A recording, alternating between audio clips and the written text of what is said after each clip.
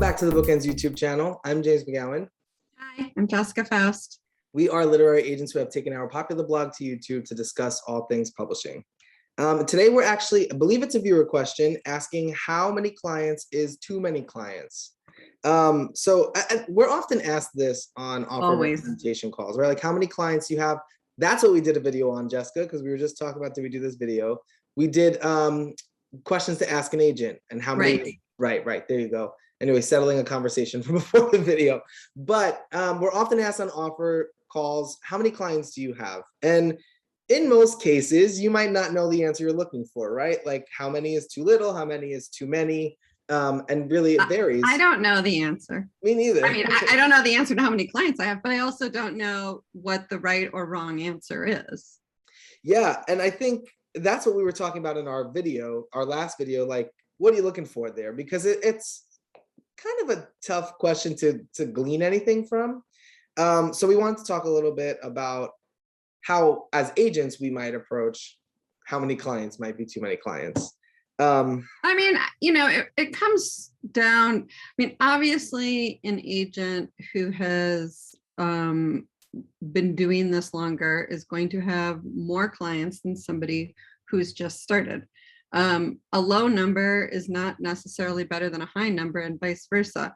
You know, a new agent who might only have 2 or 3 clients, you might be their very first client, right.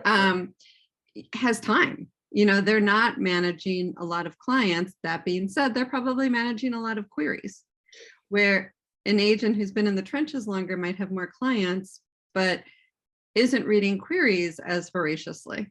Right, or closing to certain genres that they might be full on.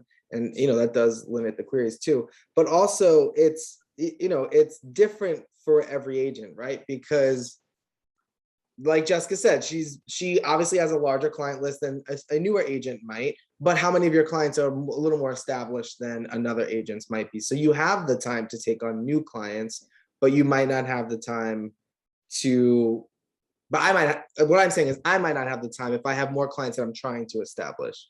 Right. I think it's less about how many clients and what's the right answer.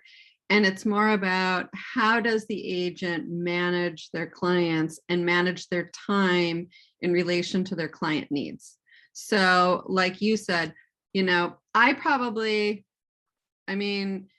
guess I could say I have a couple hundred clients, maybe not a couple hundred, but I have probably around 100 clients. But I have clients whose books I sold 10 years ago. Right. Who I still manage their royalties, I still manage payments, but I haven't talked to them in 5 to 10 years because they've moved on. This is especially true of nonfiction, where they've moved on to do other things. I have clients who, you know, I still am managing things for them, but they are no longer writing. Maybe they've retired. And so I still consider them a client. Yeah, but also, I'm not really doing that much day to day with them, or week to week, or even month to month. Exactly. And you have clients that are active that are that way too, right? Like you have clients that just don't need you, like that might be like under a 4, 5, 10 book contract and just writing and like, all right, we'll see you when we see you. And that's how, you know, especially for novels, right?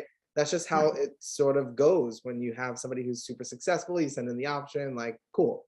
I'm not doing as much hands-on. I'm not doing any hands-on editorial work. Right. Most of my work at this point is contracts, career management, planning, troubleshooting, things like that aren't as consistently hands-on as editing, working on revisions and submitting. Yeah, I've been asked this question a couple of times sort of in the past few months of when I was making an offer call, like, do you think this could sell? And I always respond that I wouldn't offer. I don't have, you know, we don't get paid until you get paid. So we can't offer if we don't think something is going to sell. But I think that same response can be applied to this whole logic of, do you have too many clients? And a normal agent would not offer to work when they have too much work or they don't have the time to handle the work they already have. So in most cases, you could sort of kind of safely assume, like, if this agent is offering, it's because they want to do the work on this book and they can do the work on this book, hopefully. No, and that is true, because I have absolutely turned down books that had offers of representation from other agents because my time just, I couldn't afford adding somebody else at that time. If they had come to me a month or maybe even just a couple weeks later, things may have changed for me. But in that moment, sometimes I'm in the midst of revisions with a newer client and contract negotiations with something else, and I just don't feel I can give to something what I would want to give, so I pass. Right. And that might even feel short-sighted to somebody that's watching, but think of it from our point of view, where we have to sit down for hours and read that book. We have to formulate a submission plan, a revision plan, all of that stuff, and then get on an hour to 2 hour call. So all of that is time and work and energy that we might not be able to do in that moment, even if we might be able to do it in 2-3 weeks. And that's just to offer representation. Just what you're talking about, that list in those couple hours, is just to get to the point of offering representation. That doesn't include the time spent later. But also, you know, I mean, I think we all need to accept our limitations in everything we do. And if I don't feel I can give you my best in this moment, I think it's better that I step aside and let you work with somebody. You know, being overwhelmed or having a lot on our plate can also damper enthusiasm. Right. So you know, if I'm feeling like I just can't even get to the submission, then I'm not enthusiastic enough about it to get to that submission. Yeah. Yeah. And that makes a huge difference. But I think it's really about how an agent handles it. I have seen agents who are so intensely hands-on that they can only handle a few clients. I don't know that that's the right thing either, because they might be micromanaging hands-on. You know, I tend to be hands-on to a point, and then I tend to be a little bit more hands-off. So that allows me to have a greater array of clients. Right. So just going back to what Jessica said before, perhaps it's more of a reframing of this question of what you're looking for. Less how many clients do you have and how do you work with your clients? How involved are you with clients? How do you manage a growing list? Those are the sort of questions that might get you more of the information that you want from the agent, and probably how I would suggest approaching them. Well, and I think what you could do is sort of say how many clients you have, if that might be a curiosity factor, but then you could just say flat out, when do you think you'd be able to get to my book? When do you think we'd get started hands-on work? Because I think that the real sign is, oh, I'd be able to get to it within a week or two of us getting the contract signed, versus, well, I have a pretty big backlog right now, so it's going to be 3 months. Yeah. And general turnaround times too, right? Like even not right now, but how often do you usually take 3 months to do it, right? Like is just now a backlog or is it standard practice for you? Those are the questions that you're really seeking. But this is like the umbrella of it. Like, oh, you think that you can, this is what it is. You think that by knowing that number, you can assume sort of how they might operate, but it doesn't give you all the information for all of the reasons that we stated in the video.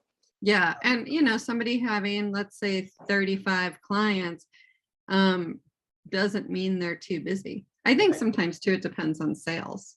If I have 35 clients but 0 sales, I'm in a far different place than somebody who has 35 clients and has sold 30 of those clients. Right. And, you know, the way I feel personally right now is that I have a full picture book list, right? But I don't have, like, I'm trying to build a nonfiction list. So I don't have a full nonfiction list.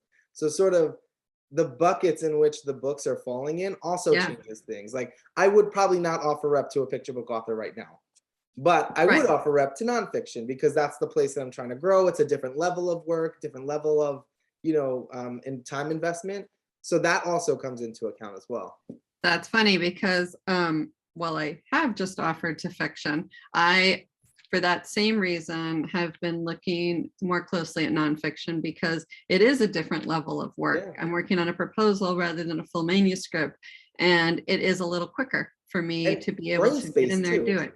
It's like a different part of your brain. Like when you're editing a novel, it's full on like immersive creativity. But when you're editing a nonfiction proposal, you get to put the business hat on a little bit more. It's less like, how can we fix this plot? How can we fix it? Like, what is the information that we need and what are we missing? Like, it's a little more analytical to do a proposal. So it is just a different brain space in general. Yeah, absolutely. Absolutely. So. Well, so we hope this was helpful, sort of helping you reframe how you might ask that question on an offer call. Don't forget to like and subscribe, and we'll see you back here next time. Bye.